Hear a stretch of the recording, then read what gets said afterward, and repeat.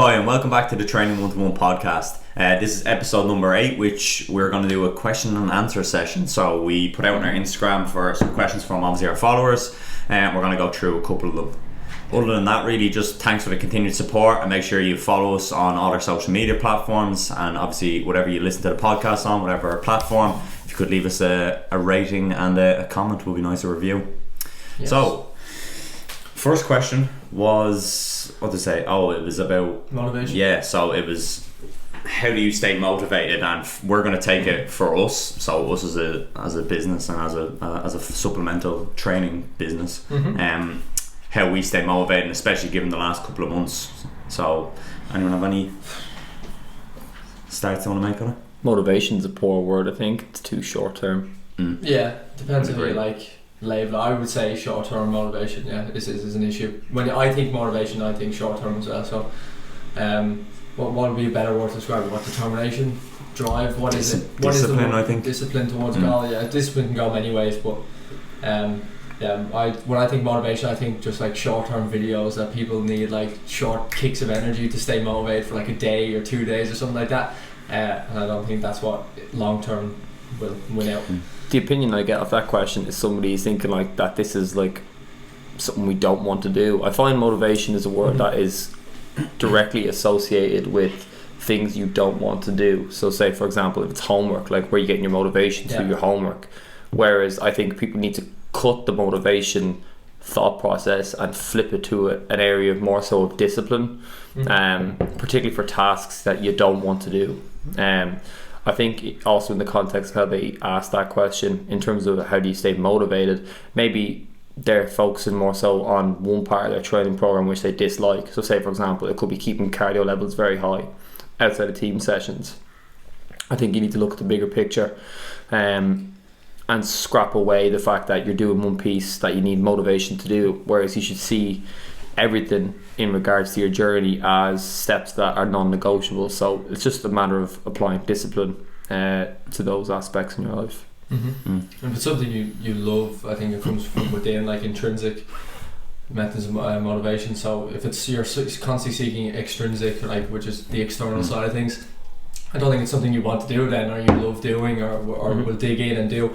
For things like, I know, speaking from experience, like a lot of the stuff we do, people think it looks great from the outside. Social media looks like, it always looks like it's doing well, and on the pitch stuff, it's all fun. Like that's the easy part. You're on the pitch for 2 or 3 hours. That's quite easy. It's what we do. It's all the more difficult stuff, like the admin stuff and the scheduling that takes Monday to Friday all day basically, and you're trying to, like, say for example for me and for you two are working on trying to balance it with college work. That's where you have to be disciplined and digging, because that stuff, I wouldn't class it as enjoyable. So I wouldn't say I need motivation to do it, but I know it's a vital part to the end goal, so you do it.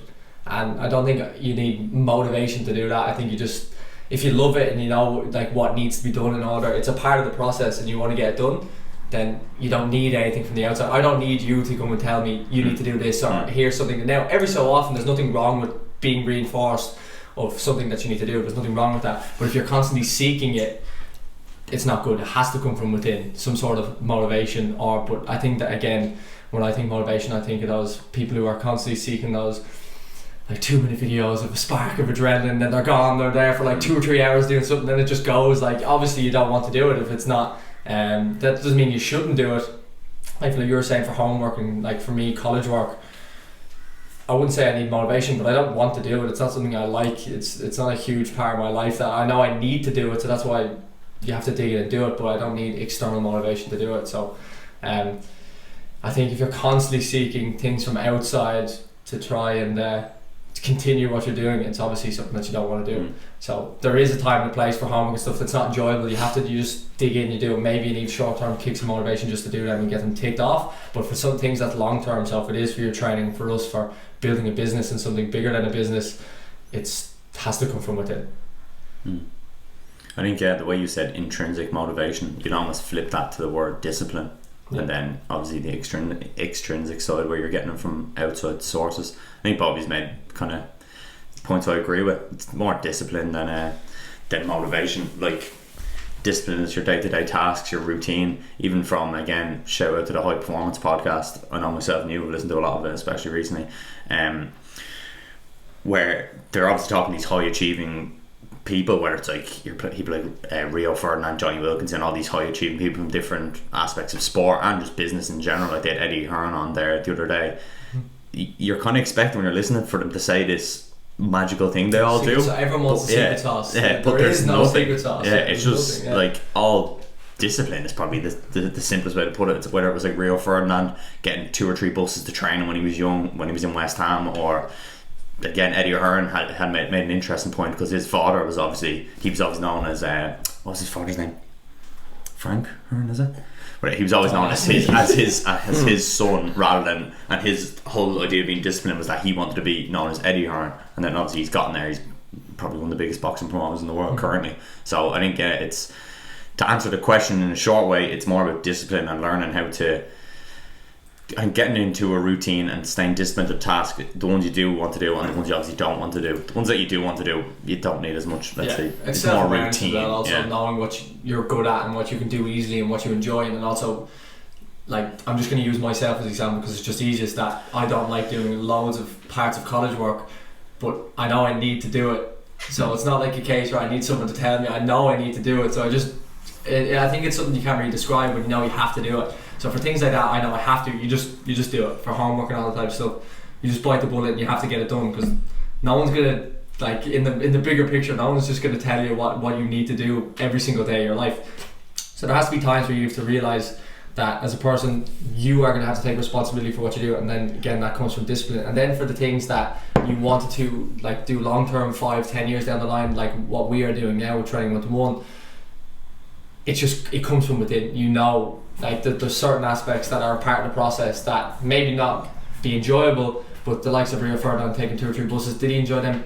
I can almost guarantee he didn't, but they're a part of the process and you have to do them. So if it's not coming from within, I would almost guarantee you don't want it. Yeah, even just to conclude, I think if you have motivation constantly on your mind, like how to stay motivated to this task, maybe you're not allowing yourself to take a step back and see if this is actually what you want. Like, I find sometimes people, particularly with the influence of social media, are really chasing passions. Like, say for example, if somebody is successful, say even, let's talk this about 5 years time, let's say Training121 takes another couple of gears up and it's seemed or deemed successful across many variables, let's say for example, and some people are looking at them now and say, geez, I'd like to have a crack at that, like that sort of business. But if that's not your calling or your pull, you're gonna be constantly scraping for, I need to get motivation to do this, that and the other. Whereas on the flip side, we don't have that. It's already ingrained in us. We're already getting pulled that direction. Whereas I've been in situations where I've been pulled,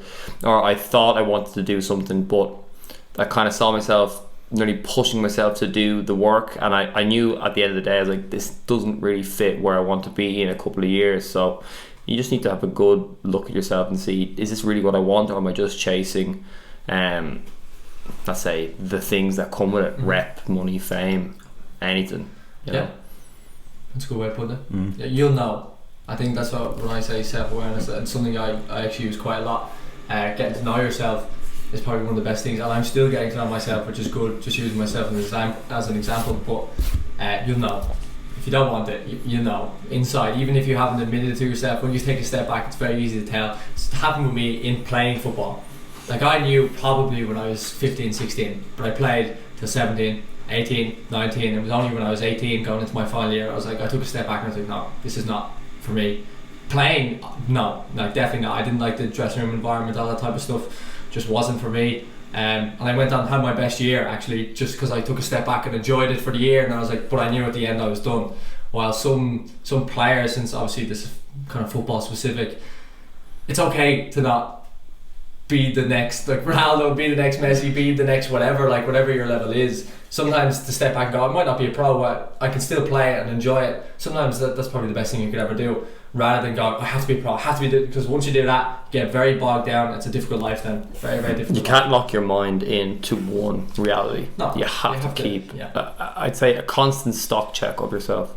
And I'd say, because just on that, we're quite young, So I think people look at us and go, oh, they already know what they want to do. Like in 10 years time, like who knows what might happen. So I wouldn't panic. Like there's no panic to get like, oh, I need to know what I do. If it's not football, don't worry about it.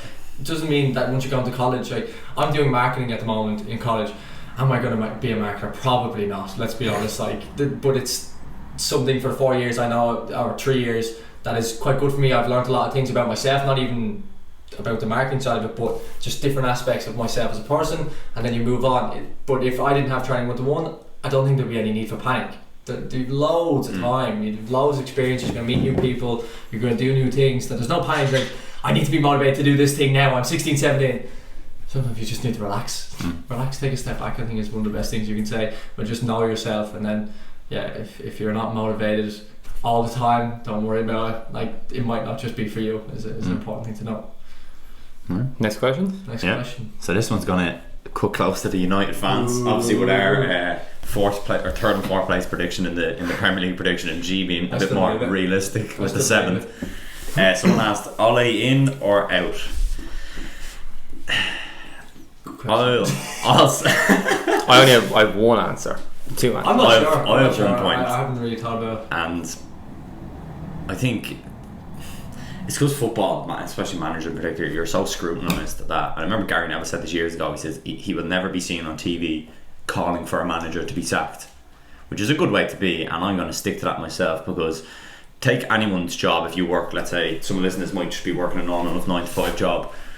Imagine every day you come in and someone was coming in just calling for you to be fired. Like it's bizarre in a way. So I'm not going to say he should be gotten rid of or he should stay necessarily. I'm going to probably sit on the fence a bit with it, because I think the problem is more than just a managerial one at United. Yes, that's a good way of putting it. Yeah, I don't know the ins and outs. I think the problem is. Yeah, it's so difficult. I don't think, without being in the culture, I don't think it's our place to say what needs to be done in terms of changes. I think, like, to have a real opinion on whether a manager should go or there are deeper problems in a club, you have to be in and amongst it. And I said this weeks ago on a podcast, and a couple of my friends have put me on and said, like, you really don't have an opinion on football at all if you think about it, because you're not ingrained in the different cultures of different clubs and what's happening. It's so easy to make assumptions from the outside about what's going on. And like, in my opinion, I think even looking at the PSG game and the Everton game yesterday, like, United have had some serious tactical performances, rejigs of ideas, while still, like, even just from the naked eye, they're still playing within the same philosophies and structures in terms of how they want to score goals. And then, like, you see some games like the Champions League fixture last week, those 2 goals went viral. Like, then you're kind of thinking, well, gee, like, it has to be something that is ingrained with the football. But the only argument I would say for Ollie out will be that you bring somebody in that can act as like a catalyst to change the culture. So say, for example, like Klopp at a Liverpool, or when Ferguson came in at 32. That's the problem. Like, if you bring in another manager to shift the culture again, how many managers is that in the last couple of years? Like, there's only so much you can chop and change, and the players haven't changed drastically. Well, it's pinball. It's the exact same as Liverpool. Liverpool were bouncing between managers until they found Klopp. Like, you just once you find it, you find it. Yeah. Now again, they made some changes in the background as well. Yeah, there's loads of different things that go on behind the scenes that we don't see. At the moment, United are just a big meme club, like, aren't they? Like, it's almost embarrassing. But then, like, you beat Everton 3-1 yesterday. No one talks about them today. No one cares, because it's just like now they're kind of back to normal, and then we could get turned over next week, and all of a sudden we're back to a joke. It's just inconsistency is going to kill us. Kill us. It's going to kill Manchester United as a club, and it has for the last couple of years.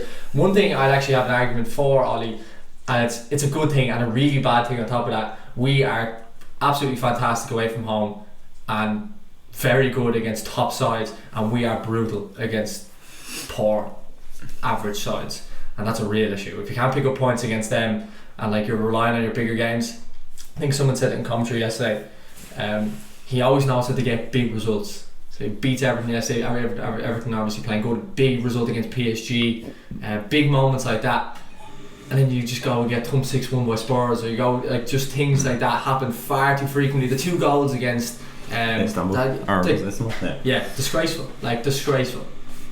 There's no other word for it. Is that a manager's fault though, them goals? Well, I've seen photos and everyone hops on the Twitter bandwagon, the Instagram bandwagon, especially Liverpool fans tweeting photos and all that type of stuff. I'm sick of it because it's so embarrassing as it is. So seeing that is awful. But there's a photo, and I'm sure everyone's probably seen it, and it's when Matic steps in front of Demba Ba. And I don't know, I think they circle Ollie, but I'm pretty sure it's Mike Field. Yeah, is it Mike Field? I think it is. Right. Is it his decision then to go? But he's obviously not watching like directly in front of him, just seeing like obviously from the outside, like he should clearly see that. Like why aren't they giving the call? But my lord, Matic has played football for enough years to understand that once they break that, he should be behind it. Like it sounds so stupid that I'm explaining this, but why isn't he behind them back? I think he thought someone was already behind. It's disgraceful. So he was the man in front as the spare man. Well, who was the second man? That's what I mean. If you so look bad. at I think BT paused it when it was being taken, and you could see where all the defenders were, and Wan-Bissaka was where they lost the ball. Luke Shaw was in the box, Maguire and I think it was Lindelof. Yeah. So there's Tuanzebe, I think, were in the box. Yeah. Something definitely happened. Someone just didn't do their. Someone could have been. Do the back but then that's just like you go back and watch that, and I'm sure, like when they're rewatching that, they have to be massively embarrassed. And whoever is taking responsibility, I'd like to think that they go, "That's my fault." And if there's not, there's a real problem with culture in the club, with things like that. There's moments where United look absolutely fantastic. Like yesterday we were under the cosh for about 10-15 minutes when we were 2-1 up, and we weathered the storm really, really well. Maguire nicks it, counter 3-1, Cavani, now it's unbelievable, 3-1, what a result. And then next week, first 10 minutes, we could just capitulate, we could be 4-0 down. It's just so hot and cold. Is it down to Ollie? I'm not sure. No. Like, it's impossible to tell. We've no idea what he's like behind the scenes. We've no idea what the culture's like in the club. I think he was the wrong appointment, and I said it when Moyes got appointed as well. Like, that also was the wrong appointment. Yeah. It's hard to tell. Like, I think this is only going to end one way from, because we seen what happened under Mourinho, and Mourinho made that comment. Second place is one of his best achievements, and it's not looking so bad now. Or it's not looking so crazy now. Is that because of the players that are still within the club? Have the players really changed? Who we got rid of? Lukaku, core, Sanchez. I suppose the two. Sanchez carried a bad name, but Lukaku, I would like to keep Lukaku. Herrera. Don't even start with Herrera. I didn't want to bring it up. Like Smalling, my love child. Yeah. Smalling. Yeah, it's another player actually I probably would have kept on the books, but yeah, like it's frustrating. It's a frustrating time because it's so inconsistent. It's hard to get now. For the first time in a long time, I actually think we are playing a system and we're adapting to certain games. It's not just like people are saying we're playing the same starting 11 every week. I just don't well, that's just true. Not true. Yeah, that's just absolutely not true. Like, oh, why aren't you playing the same way every week? Like, you're playing against different teams, different setups. I actually like how Ollie tries to adjust, because I don't think we have a strong enough team to go, like a Liverpool team, just go, we impose what we do, that's it. Well, I think United, at times, you play against a really good Everton side yesterday, probably debatably one of the best middle threes in the Premier League, and Decore and Allen were terrible yesterday. They made them look so average. McTominay, Fred was a joke yesterday, and I was Fred's biggest critic. So he's turned Fred around. He's got McTominay and Fred playing as actual a holding two that is quite good and effective. But then you look, Bruno's been a joke as well, but then you look at things like Pogba, and you brought him in the other week, loses the game for you. Just moments like that where it's just inconsistent. It's difficult to put one finger and go, this is the issue, or what it is. I want to back Ollie, because when I backed Jose when he was in, I didn't really back Moyes. He was quite bad. And I didn't really have much of a good football opinion back then. I was an idiot. So it's hard to tell. It's very hard to tell. Ollie in or out? I take him, and I sound like an idiot. I'm thinking of Roy Keane. He's like, he needs more time, and Carragher's like, he's had 18 months or whatever. I think he needs a little bit more time. Ian. I think you have to back him. You have to back him, at least for another. Have we been absolutely atrocious? Apart from that, apart from that Demba Ba goal and the 2 goals in the Champions League, have we been atrocious? And again, the 6-1 Spurs, I keep bringing them up, it's going to get worse and worse for me.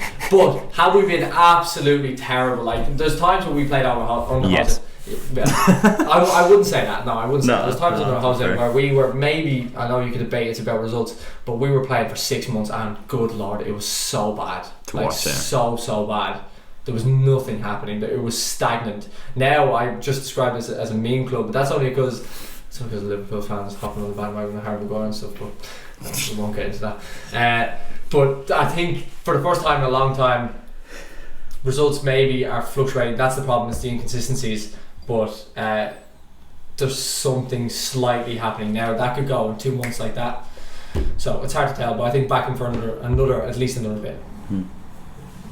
Okay. That's not what you think. That was like Morgan's opinion on Manchester United for 10 minutes. I need to vent every so often. It's so difficult supporting the club. We'll put that in the box. Especially when Liverpool are ball. Put it in the box. Put it in the box and we'll put that on the table. Jean has given me nightmares, man. What a sign, by the way. What a player, he's dynamic. Next question. I'm not getting into it. Right. Next question is, it was asked about basically the services we offer. So it was, what is more beneficial, a one-on-one session or a small group session? So that can cater to our workshops we obviously do, which are Good like question. obviously skill based, whether it's shooting, defending, ball mastery, there's speed, passing and receiving, there's things like that. So any thoughts? Keep me on. Sorry. Depends.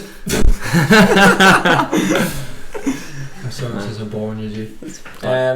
I think it depends on the player, the age and the ability. Like there's a lot of different things that go into it, but I think both of them are hugely beneficial. Obviously, like there's any sort of supplemental training, we wouldn't do it if we didn't think it was beneficial. So any sort of extra contact hours with football, whether it's us or someone else, or any supplemental, even out with your parents, or anything's good. Anything extra is good. So if you're asking if it's a positive or negative thing to train extra, it's always good, unless obviously your loading is massive. But as a kid, that's not going to happen. Only with our pro players and some of the semi-pros and all them, maybe that's where it becomes an issue. But for the normal footballer, that's just kind of between the ages of 8 to 16, 17. Both are extremely beneficial. It depends what you're looking for. I think small group sessions are extremely beneficial. I think there's a terrible stigma that goes around with small group sessions, that it's not one-on-one, like it's not specifically what I'm looking for, it's not just about me. While in small group sessions, all the points are made in general are the exact same, and it's not like, say for example, if we're taking one, right, we're not just going around just kind of going through the motions. We're watching each individual, and if there's something that we see that they're doing that maybe needs a little bit of work, or that they're doing something that is communal across the 3 or 4, say they're doing a passing and receiving thing, most of them are doing the same thing wrong. So it's like you can make a point and all of a sudden everyone's feeding off each other, which is fantastic. Also having extra players in the session, great for culture, it's great for getting to know players, network, you get to know players in different clubs. What if you go for a trial and all that type of stuff? Great for those types of things. And just the actual intensity and stuff, it's great being able to buzz off someone else in training. I'm a big advocate. I love that, and especially recently since we've been forced into a lot of the small group sessions. Is if any of our players listen to this, they know they've been really good, like really good. There's a load of benefits to it. And there's more and more small little points that you make, but overall small group sessions are absolutely super. Now on the other hand, one-on-ones also fantastic. It's one-on-one intention for an hour. It kind of depends what the player needs in the moment, but both of them, I'd almost debate that they're very similar. Just with small group sessions, there's more people, you can do more things with more players, you can do more match specific things, I'd say, because you're working not just off one player. You could do third man movements and all that type of stuff. Now you could go into the little details about all the little things you could do, but I think overall as a spectrum, both of them are like neck on neck as beneficial. There's no like one's better than the other. That's not the case at all. Both are basically the same thing, supplemental, maybe just there's more people in one, which you could argue is probably a little bit more beneficial, but it depends what you're looking for and the player. So it's difficult to go, this is better than this. There's pros and cons to both, but overall both of them are extremely beneficial. Talk to me. Gee, you're looking at me puzzled. No,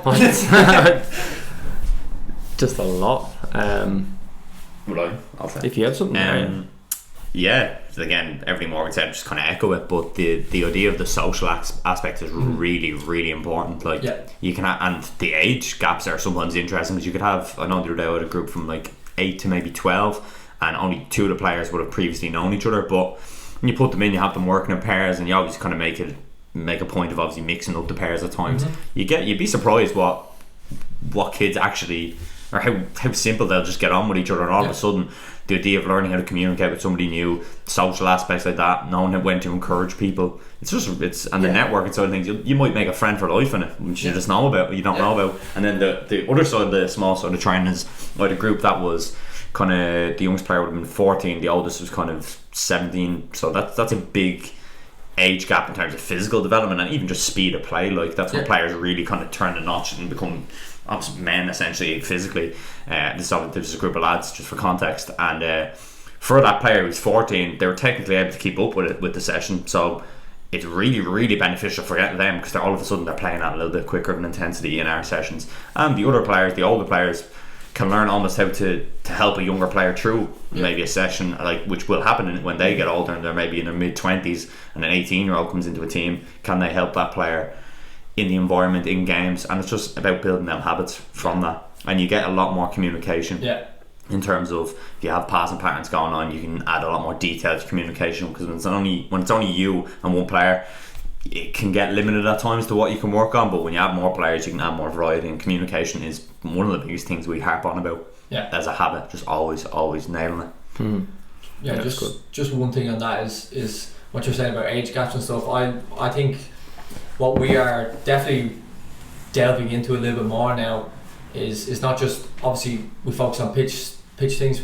We are a football supplemental company, that's what we do, we train, but I think things like having kids that are a little bit younger coming and training with older players and making them uncomfortable is a good thing. Like you learn an awful lot about yourself in an hour when you're a 13, 14 year old kid and you're training with players who are 17, 18. You learn very, very quickly that things that may not be so easy, and you have to step outside your comfort zone, which is fantastic for not even player development. Obviously it's great for personal development, is a huge benefit, and it's, I think, almost players and almost parents can be a little bit reluctant, which is understandable, to go and do things like that.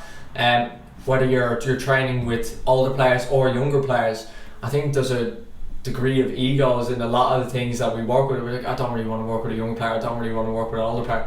Why not? Like, they're both doing the same thing, you're both trying to get better, they're both trying to, like, there's nothing, the thing won't break down massively. We're not going to put an 8-year-old and an 18-year-old, like, so there's not going to be a huge gap. And also, if we didn't feel they were ready, they wouldn't be in the environment. So if we feel they're ready, they will be in there, and it's one of the best things that they can do is go and test themselves either at a higher level, playing up, or having the ability as a good person to go and help someone that's younger than them. It goes both ways. So I think stepping outside of your comfort zone is one of the best things that you promote. Now, we're talking an awful lot about small group sessions. One-on-one sessions are obviously fantastic as well. It's in the name of what we do, if you train one-to-one, but both of them massively beneficial. I think everyone knows about one-on-one sessions, what they are, what they do. Like, we've been doing it for the last year primarily. Now that we're going into a little bit more of small group sessions, I feel like people have this stigma that it's not the same. Well, they aren't the same. There's more players in this, but I think you'll get a little bit more maybe on the social aspect out of a small group session, is the only thing I'd say in comparison to a one-on-one session. In terms of coaching, in terms of training, same things apply. It's the exact same principle. It's just maybe the social aspect might be a little bit better for a small group session. Yeah, I think it really depends on your context and what you want to achieve. Like, I'm going to be brutally honest, I think one-to-one sessions, so one coach to one player, are probably on average best suited to players who are 16 and over, and who require very specific loading requirements in terms of, like, for example, they might have been told something by a staff member to get into a first team or a second team, for example, at a high level, that they need to do X, Y, and Z. I find kids don't have the luxury of going to a one-to-one session. There's far too many things that need improvement, if that makes sense. Yeah. Do you know what I mean? So, for example, if you're at I'm not saying if you're doing a one-to-one session you're this elite god. What I'm saying is what you can get in that hour with other kids in terms of social skills, the technical skills in relation to the ball, the cardio aspect in relation to the football, and being able to work on a lot more things in an hour, it's far more suited to younger players than it will be to work specifically on a couple of things in an hour with a one-to-one session. Yeah. So what I would say to you is, why would you not get 80% of your game covered in an hour rather than 20 to 40% in a one-to-one session? That would be the big thing I'd say to kids. Kids need way more contact hours with way more variables, way more things happening, more emphasis on touch, let's say passing and receiving, for example. They need more emphasis on ball mastery. They might need more emphasis on communication. Whereas the one-to-one sessions are very specific. It's bang, bang, bang, and that's the work done. Specific. Just actually to tie into that, to put a bit more context on it, like Gary's saying with the one-on-one session where you might only be covering, like, it might be less than 20% of your game. Like, there could be one session you could do with a defender where it's all about planting your standing leg and clearing balls in the red zone. Like, that's like, how often does that happen in a game? Maybe less than, let's say, 10% of your game. Yeah, which is very costly to players at that level if they can't achieve that. That's what I'm saying. That's why, yeah. So I was sorry, I trying wanted to to add build that. like a little 1%, 2% into their game. Sorry, I could have crossed that, what was it? No, I could have crossed you. Oh, no, yeah, I was just putting the context in for that. And then, like you said, obviously with the group sessions, you're covering a lot more of your game and the social. And the it's for value of money. I think for younger players in particular, it's much better to be in a small group session. And small group sessions aren't like your team sessions with 18 players and you're doing possession games of 8v8. Yeah, it's a different. It's a whole different as you said, it's refined. It's still the same exercises, but it might have more contact with the football. It might have different angles for see, because you can add different players in and get more out of it, if that makes sense. Now in the same breath, we're planning now for small group sessions for what would be considered, I'm not going to say the word elite, but top grade players at League of Ireland level now for the off season. Like, these players are well suited to one-to-one sessions, but they're going to be in small groups because that's where the benefit lies. In regards to small, like, they need to obviously maintain certain cardiovascular levels. They can apply more with their loading now when they're in off season. So obviously small groups work, and because they are playing at what would be considered the highest level in the country, they probably need more players to work on certain aspects of phases. So say for example, like finishing on goal, they might need some defensive pressure and stuff like that. So one piece of advice, well, not even advice, but even just a statement to players that are listening, like, if for example you ask for a one-to-one session and let's say when we get back to you and say, look, I think this might be more beneficial to what you are currently, you know, take that advice on board. It's not given as like we want to funnel you into here because it suits us. Like, it's always player first. So if we find that, like, if there's availability for a one-to-one session and we think it's beneficial, we'll absolutely put it in. But, you know, don't take things personally in that regard. You know, there's a method behind the madness. Yes. Quite transparent. How are we for time? Might to bounce. So we'll do one tip each. So last question is basically about how to kind of tips for lockdown. So I think it was do you have any tips for the lockdown? So obviously we're in lockdown till the 2nd of December, I think it is. I think it's around that time. So it's obviously another couple of weeks away. So to keep this short, because we're short on time, we're going to go one tip each. Go me last, anything. Give it one. Can you give me a second? Are you joking? Come on, I said it first. You okay. Let me think. Ooh. Are we all just going to sit and solve this? Like? No. I'll just bash out some key words. I'm just trying to think of like what I would say. Like, would that be too generic? Yeah, I don't want to be generic. I want to actually give some solid advice. Tips for lockdown. Advice is poor though. Like, advice is just advice like is poor listen, like application. I'll tell you that for nothing. There's a lot of people that ask for things and do nothing about it. It's like, oh, what do I need to do? I could say learn a new skill. Actually, and they just sit there and like, I have one. So I'll get it short. Alright, let's go. So, and I'm going to try to keep it short. So especially given that we're coming into, now this lockdown's going to be a little bit more, or currently is a bit more tough because naturally the weather, darker, things like that, obviously coming into the winter, is, and again, like Morgan says, people say learn a new skill. Whatever it is you decide you want to do, let's say it's, I want to read a book. Get a journal that, or a diary that has obviously dates on it, and write every single morning. I was going to say.